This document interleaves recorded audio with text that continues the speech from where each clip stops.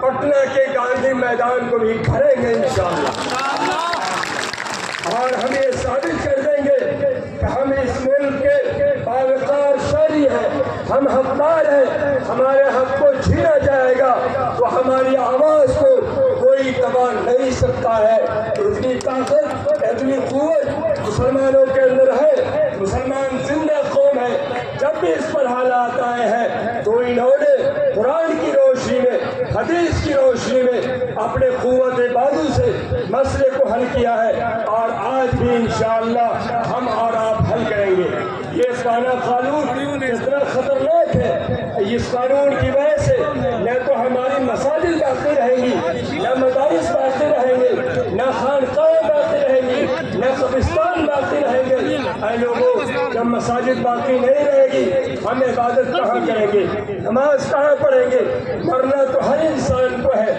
اللہ نے فرمایا کل نفس ذائقۃ الموت، ہر نفس کو موت کا مزہ چکھنا ہے، مرنا سب کو ہے، قبرستان نہیں ہوگا، ہم کہاں دفن ہوں گے؟ اور یاد رکھیے ہماری نئی نوجوان نسل کے ایمان کی حفاظت کہاں ہوگی، وہ تعلیم کہاں حاصل کریں گے؟ آج بہت ساری یونیورسٹیاں وقت کی جائیداد پر ہے۔ آج حکومت یہ کہتی ہے کہ ہم تو غریب لوگوں کو فائدہ پہنچانا چاہتے ہیں۔ اے لوگوں، مدارس میں پڑھنے والے کون لوگ ہیں؟ غریب لوگ ہیں۔ کالج یونیورسٹی میں پڑھنے والے کون لوگ ہیں؟ غریب لوگ ہیں۔ مسجد میں عبادت کرنے کے لیے کون جاتے ہیں؟ غریب بھی جاتا ہے، مالدار بھی جاتا ہے۔ یہ وقت کا اسلامی قانون تو غریبوں کے لیے بھی ہے، مالداروں کے لیے بھی ہے، سب کو فائدہ پہنچانے کے لیے ہے۔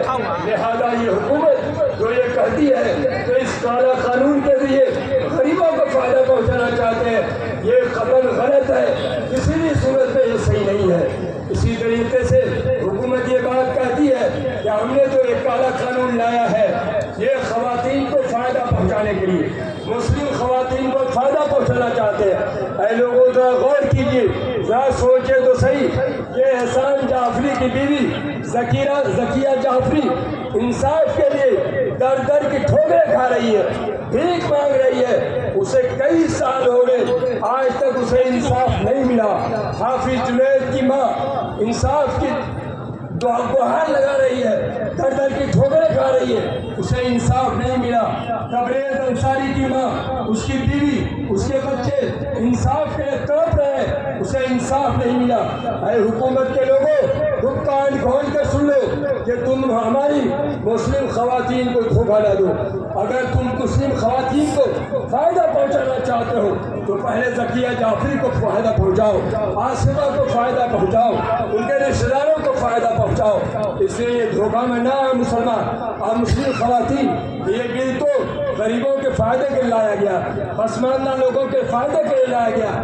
یاد رکھیے ہم مسلمانوں کو بھی اونچ نیچ میں بانٹنے کی کوشش کی جا رہی ہے، لڑاؤ اور حکومت کرو، اس لیے یہ بات کہی جاتی ہے کہ ہم پسماندہ لوگوں کو فائدہ پہنچانا چاہتے ہیں۔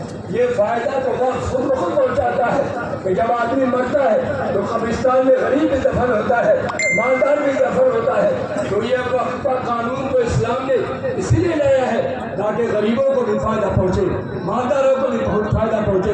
اس لیے ہمارا پوری قوت کے ساتھ یہ آواز لگائے کہ یہ وقت ترمیمی بل، یہ وقت ترمیمی قانون جو ایکٹ آیا ہوا ہے یہ ظالمانہ قانون ہے، دستور کے خلاف ہے، شریعت کے خلاف ہے۔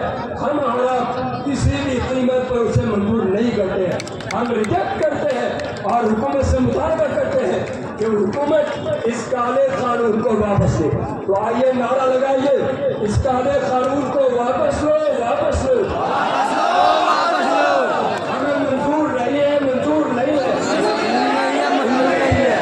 اگر حکومت نے اس قانون کو واپس نہیں لیا تو آج ہم کرتا پہن کر آئے ہیں، ضرورت پڑی تو ہم کفن پہننے کو بھی تیار ہیں۔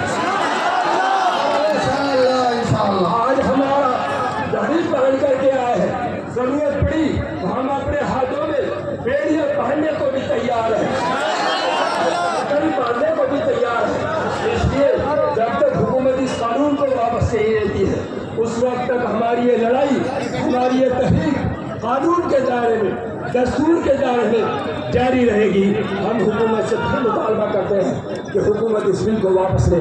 اور اخیر میں ہم آپ تمام حضرات کا پھر دل کی گہرائی سے شکریہ ادا کرتے ہیں کہ آپ تمام حضرات نے ایمان کی خاطر، اسلام کی خاطر، دستور کی حفاظت کی خاطر، وقت کی حفاظت کی خاطر یہاں جمع ہوئے. اللہ تبارک تعالیٰ آپ تمام حضرات کے اس جلدے کو قبول فرمائے اور اس کا بہتر بدلہ عطا فرمائے. ربنا تقبل منا انک انت السمیع العلیم. فانوس مالکی جس کی